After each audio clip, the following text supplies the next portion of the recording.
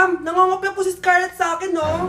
Apakasinungaling mo, Samantha. May nangangopya pala dito? Bagsak ka na sa akin, Scarlett.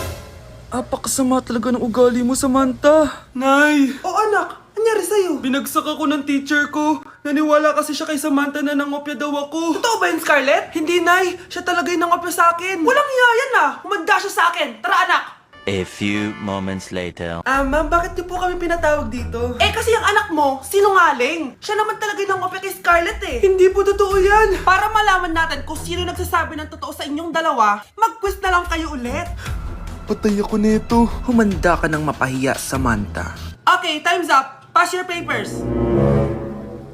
Scarlett, naka-perfect ka. Yes! Talino talaga ng anak ko. Samantha, wala kang tamang sagot. Ikaw talaga ang totoong nangungopya. Nakakahiya ka, Samantha.